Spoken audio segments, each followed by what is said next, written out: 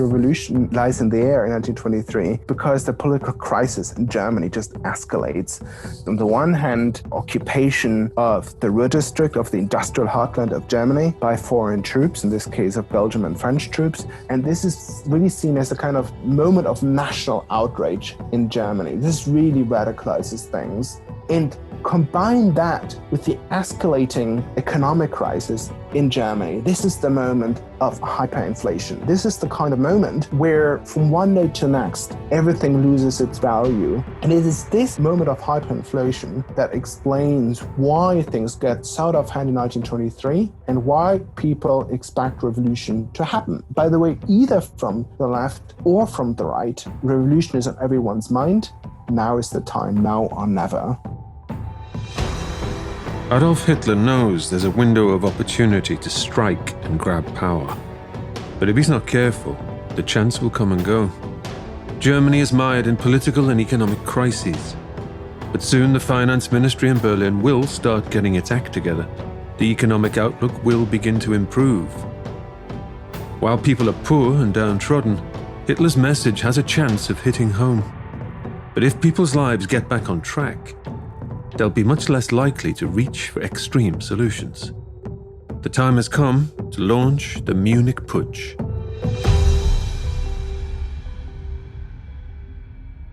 Germany was perhaps the strongest nation potentially in all of continental Europe. Somehow it had to be stabilized. So the Germans brought in a brilliant minister of finance to solve the problem. He worked out some formula by which the value of the new German currency would be linked to the value of the land, of the agricultural land in Germany. And somehow or other, miraculously, inflation began to end. As the economy began to be stabilized, Hitler had the sense of now or never. So he ended his indecision. He decided on November the 9th, the anniversary of the surrender at the end of World War I, he decided to march. But then things start to move more quickly than Hitler initially thought that they would happen. It seems that Hitler initially thought he had far more time to build up this standing for him. But as he realized, as there is talk about revolution in there, he knows that he has got to move now. So if he wants to be Germany's Mussolini, if he wants to be Bavaria's Mussolini, he clearly feels now is the time. He's also aware that voices are being heard within his own parties, amongst his own supporters, that Hitler is all talks but no action. So he realizes that he really now has got to act. The plan for the Nazis' Munich Putsch is to bring about revolution in stages. It'll start at the local level, in Bavaria's capital. Then they'll take it national. And the idea emerges that Mussolini had shown what could be done with extra-parliamentary action that's fueled by paramilitarism and high-minded patriotic idealism. The Nazis could take over the Bavarian government and then they could march all the way up onto Berlin and evict what they saw as being Jewish socialist government in Berlin. Germany was a federal system with strong state governments, and Bavaria was a hugely important state, just like Berlin was the capital of Prussia. So Hitler started organizing. Power in the southern state of Bavaria rests in the hands of three people, known as the Triumvirate. They are the head of the police, the head of the military, and the state prime minister, a man called Gustav Ritter von Kahr. Hitler is confident he can get these men on side. Hermann Goering and Ernst Röhm have been schmoozing over time, working to win the support of people within the establishment. If Hitler can win over the Triumvirate, he'll then have Bavaria's army and state police to add to the ranks of his own SS stormtroopers. The Prime Minister von Kahr is not as right-wing as Hitler, but he's not that far off. Von Kahr has been flirting with the Nazis. They even considered him as a candidate to front the putsch. But he decided to keep his distance, and Hitler went for General Erich Ludendorff instead. Von Kahr may have gotten cold feet, but Hitler is confident that when push comes to shove, he'll join their team. And if the Prime Minister doesn't get behind the Nazis, then they'll kidnap him and force him to at gunpoint. Hitler gathered his associates on the east side of the river that goes through Munich. And it was also fortunate that particular year, it was a long weekend, it was a holiday. And so the police were thin on the ground. That also helped. On the evening of November the 8th, 1923, a Mercedes winds its way through the streets of Munich. Inside sits the 34-year-old Nazi chief, Adolf Hitler, along with his closest aides. Their destination is the Burger Bräukeller, a large beer hall. Here tonight, Gustav von Kahr is giving an address in his role as Bavarian Prime Minister. He'll be joined by the head of the police and the head of the army, so the whole triumvirate will be in the same building at the same time. And in the crowd, there'll be hundreds of boozed-up punters with right-wing proclivities. It's an evening tailor-made for a Nazi hijacking. Everything has been building to tonight. Whichever way it goes, the Munich putsch will be decisive.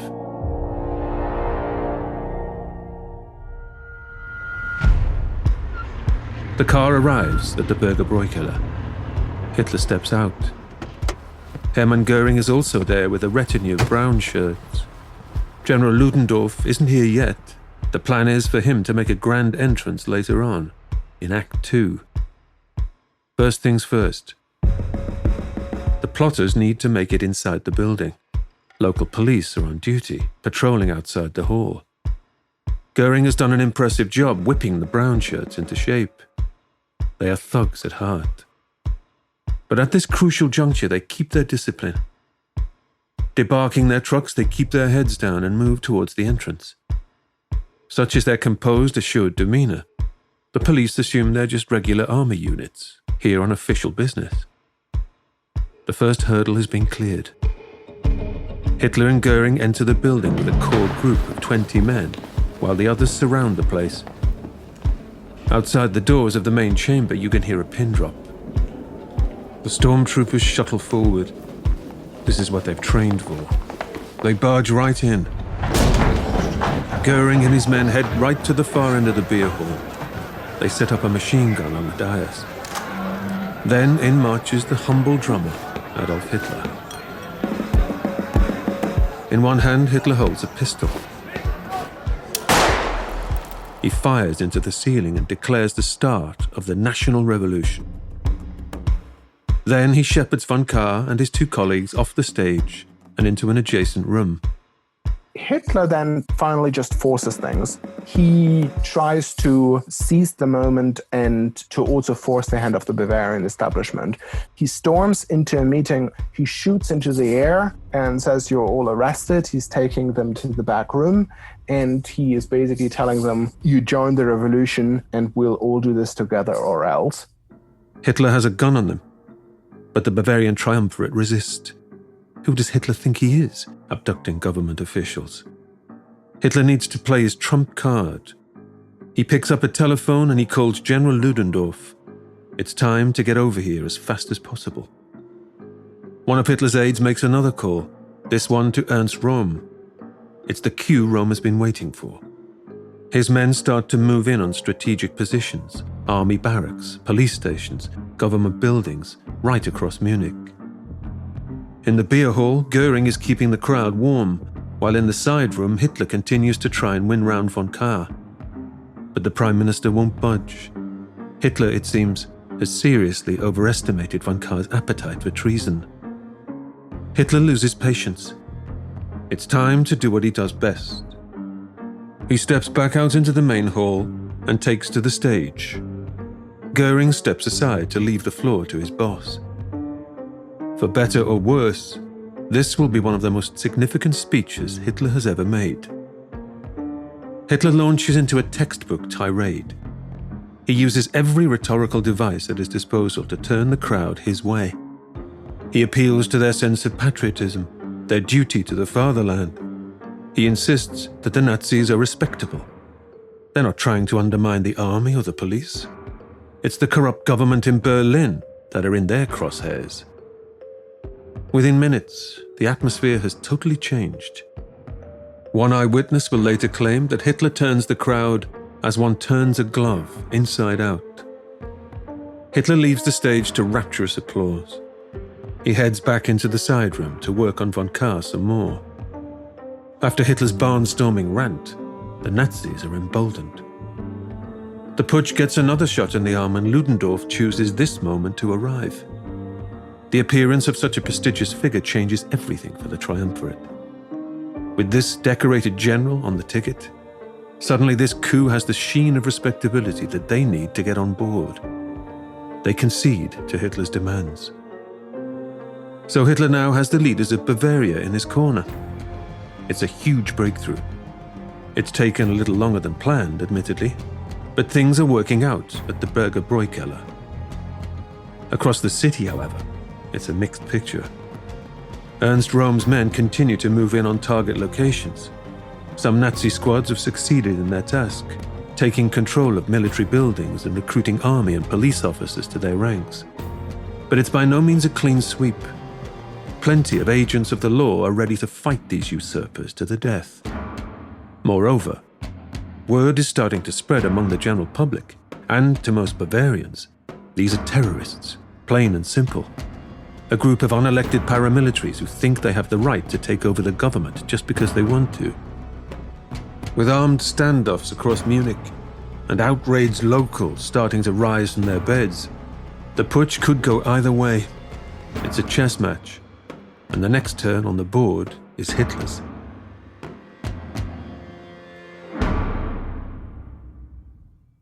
Titanic Ship of Dreams, the new podcast from the award-winning Noiser Network.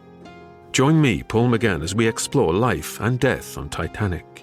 I'll delve into my own family story following my great-uncle Jimmy as he tries to escape the engine room. We'll hear the harrowing tales of the victims and the testimonies of the lucky survivors. I saw that ship sink, and I saw that ship break in half. Titanic Ship of Dreams. Listen wherever you get your podcasts. From where he's standing at the Berger Bräukeller, everything seems pretty much under control. He has no way of knowing at this moment in time how delicately balanced his revolution is. So you can perhaps understand the tactical decision that he makes. Hitler decides to leave Ludendorff and Göring in charge at the beer hall, while he goes to oversee the coup elsewhere in the city. He is the self-proclaimed Führer, after all. He has to be across everything. This is a fatal mistake. The atmosphere in the beer hall is upbeat. Everyone is on the same page now. Down with the Weimar government. Long live patriotic Germany. Hermann Göring is in his element. It's like being back at his World War I airbase. He's the toast of his men. They love him. How could they not? The drinks are flowing. The spirits are running high. No one is keeping an eye on Ludendorff. And left to his own devices, the general is about to make a grave error. Prime Minister von Kahr reads the situation perfectly. He sidles up to the aging war hero. Let us leave, von Kahr suggests. It's getting late. We've given you our backing. Now let us head home. We'll pick this up in the morning. You can trust us. We won't betray you. Ludendorff sees no reason why not. Hitler's most high-profile hostage walks straight through the beer hall's double doors and out into the night. Von Kahr has played Hitler and hoodwinked Ludendorff. Now, he has absolutely no intention of going home obediently to his family. He didn't become Bavarian Prime Minister by being a pushover. Instead, von Kahr sounds the alarm. The moment Hitler accepts that the people he had arrested who had given him the word that he would support them, the moment he makes a mistake to take their word, he has lost the putsch. Because as a result of that, people are being arrested and things don't really spread during the night. In a few brief moments, the putsch is swerved violently off the rails. When Hitler returns to the Berger Bräukeller, he's incandescent. The plotters are now marooned in no man's land. They haven't kept the Bavarian bigwigs on side, but they've gone too far with the putsch to back out. Hitler's co-conspirators know better than to try to counsel him when he's in this mood. Eventually, Hitler decides that they should all sit tight right here. The outlook will be brighter in the morning. The army and the police will surely come on side, with or without von Kahr. Rome will come through with reinforcements. Better to lock down the beer hall and wait for assistance. Night becomes morning, and the promised reinforcements are nowhere to be seen. By now it's clear the would-be revolution has lost all momentum. Hitler's paramilitaries have failed to take a sufficient number of strategic targets. Prime Minister von Kahr is back in charge of his men. The city has not fallen in behind the Munich Putsch. A crowd made up of thousands of local citizens will soon gather and protest this affront to their democracy. So what to do? General Ludendorff pipes up with a simple suggestion. "We will march," he declares. The following morning, Hitler and Ludendorff still decide to do a last stand. I think half driven by a hope that they can still change things, that somehow if they march through central Munich, people and military units will join them, and that would allow them to still seize power. But I think also half driven by a realization that they have lost the putsch, but at least that they want to go down in flames and in heroism. The Nazis want to make sure that they are remembered as glorious martyrs. The reality is rather less flattering. The plan was to seize control of the Bavarian government, then march all the way to Berlin, gathering devoted followers along the way. It's barely got off the ground. They're still stuck in the beer hall, nowhere near power in the capital. And now, all that's left is to leave the hall to march aimlessly through the city. They assemble just outside of the city center. They march through the city center. They march past the central square in Munich. They walk north towards the former royal palace. Death or prison awaits the Munich putschists. Marching through the streets worked for Mussolini in Rome, albeit he had a specific destination in mind. It's not clear exactly where the Nazis are marching to, but if this is to be the last stand, then so be it. For citizens watching from the roadside, it must be a rather odd spectacle. That foul-mouthed orator, Adolf Hitler, with the old war hero, General Ludendorff, leading a brigade of banner-wielding fascists through the city. Suddenly the police show up. The security forces show up. They block their way. The entire force is marching in one street. They're not deployed. They're not scattered. And suddenly the marchers face the police. The road ahead is blocked by the authorities. These policemen are armed and ready for a fight. And just as they reach the square where in 1914 Hitler had stood at the outbreak of the war, Bavarian police start shooting on them. It doesn't take much to disperse the Nazis. Hitler falls to the floor. A bullet narrowly misses his head. Talk about a sliding doors moment. The police fire. Several of Hitler's fellow marchers are killed. The man who was next to him locked arms with Hitler and thereby pulled Hitler to the ground, probably saved his life. Later on, Hitler in Mein Kampf and later would always talk about himself and his 12 loyal deputies. Of course, how many disciples did Christ have? 12. Hitler will spin this showdown with the police as a glorious instance of Nazi heroism. But in the moment, he and his followers scatter and flee for their lives. Well, there's one exception. General Ludendorff marches straight forward, right towards the police. They can't bring themselves to fire upon a war hero, so they take him into custody instead. Hitler's followers call him the Great One, but right now, he's a little busy sprinting off into the Munich backstreets. Ludendorff is just marching through the fire because no one dares to shoot at Ludendorff, and the putsch is over. Hitler, he's now being quickly pulled backwards and in a car whisked out of Munich. While Hitler escapes with a dislocated shoulder, Hermann Goering, the leader of the SA, is faring rather worse. Hermann is injured, where he's shot in the groin area, gets a bullet in the groin area. He takes refuge in a local house, and then Karen, who was sick at the time, sort of gets off her sickbed, goes to find him, gets him to a doctor, and then they get him across the border into Austria. So the whole thing basically degenerates into what one observer called a Latin American farce. It started with his big ideas of taking over Berlin, and it collapses into a pretty tawdry exchange of fire on a Munich street. It's a kind of episode that's very embarrassing, really, for the Nazis in terms of its optics. In the aftermath of the putsch, it seems remarkable the Nazis ever thought it could come off.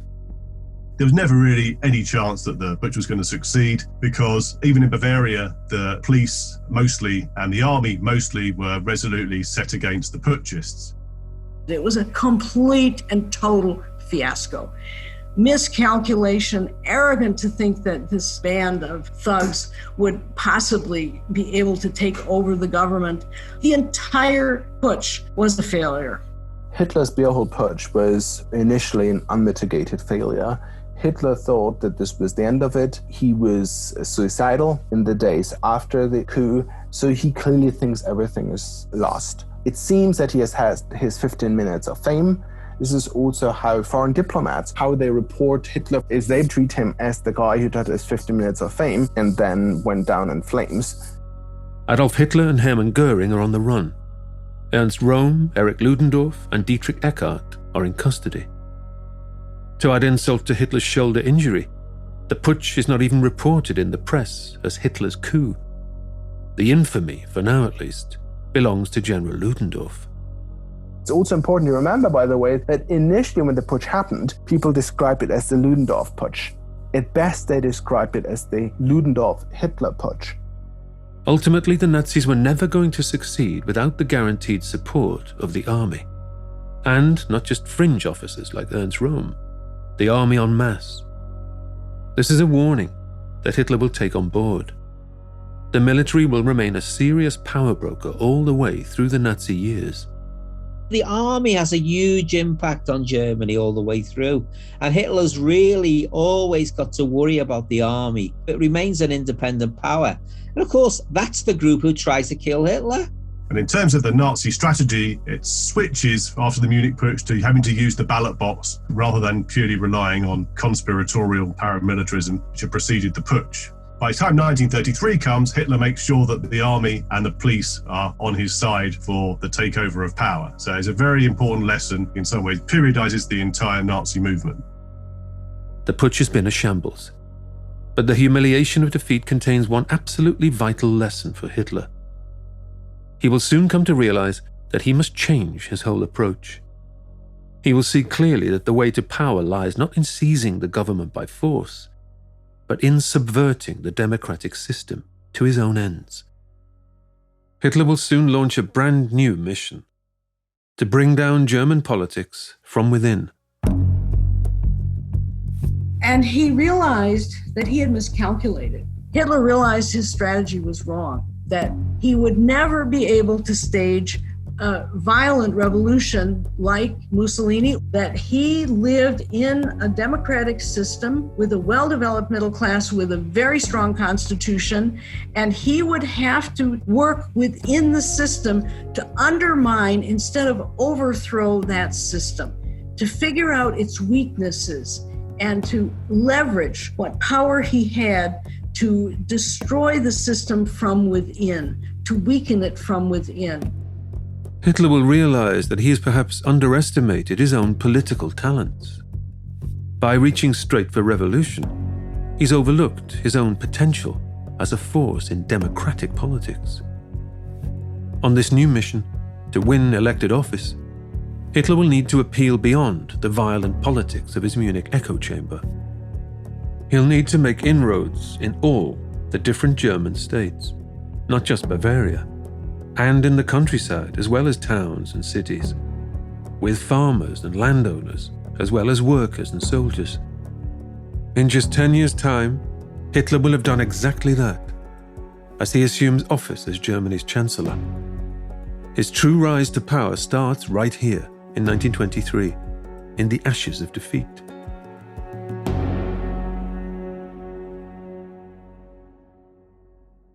Hitler has fled the Munich putsch with his tail between his legs. But that is not the version of events that will be passed down to the Nazi faithful. The unflattering facts will be smoothed over by Nazi propagandists. The putsch will be celebrated each year as a foundational Nazi event. It will become an annual day of remembrance in the Nazi calendar. A mythical memory of the putsch will take root in Germany. 3 years ago, Dietrich Eckart took Hitler under his wing and started training him up. Eckart still thinks of his protégé with pride as he languishes in his own prison cell in the aftermath of the putsch. Eckart is soon released from jail. The judge lets him out on compassionate grounds. Years of alcohol and drug abuse have taken their toll.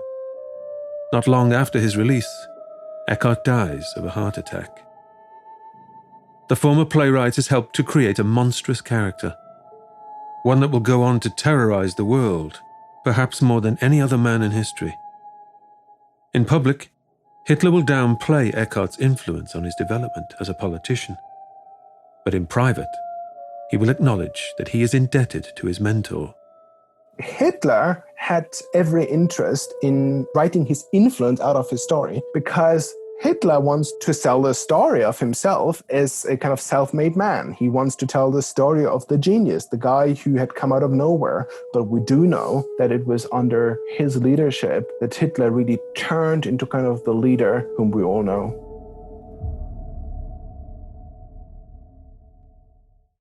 So what next for Hitler and the Nazis? Hitler wasn't arrested immediately because he and everybody else fled. He fled, he put on a disguise, he fled into Bavaria, and he was trying to make it across the border to Austria. An extraordinary game of cat and mouse will unfold as the authorities chase Adolf Hitler through the mountains, lakes, and forests.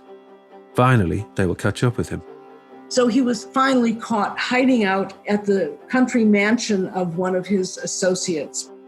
They'll arrest Hitler. They'll put him on trial, charged with treason. The hangman's noose will beckon. But as we shall see, Hitler will turn this crisis on its head. His trial will turn out to be the making of him as a national figure. So Hitler's able to use his trial for the Munich Putsch, turn it into a big propaganda spectacular. This was attempted treason, and yet rather than giving Hitler a stiff sentence, he's allowed play to the gallery.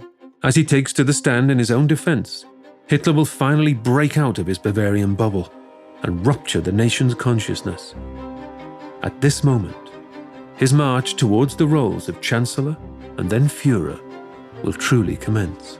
Hitler basically just accepts that it was all him, even if it's not true. Hitler realizes it's great if everyone blames everything on him, because if they do so, he has finally become what he has tried to be for a long time, a nationalist leader. Reporters flocked from North Germany, and for the first time, Hitler had name recognition. For the first time, he emerged out of his Bavarian following and became a national figure, a hero who may have failed, but as a man who would risk his life, risk his reputation for the sake of his nation. And that's what made him a national figure. That's next time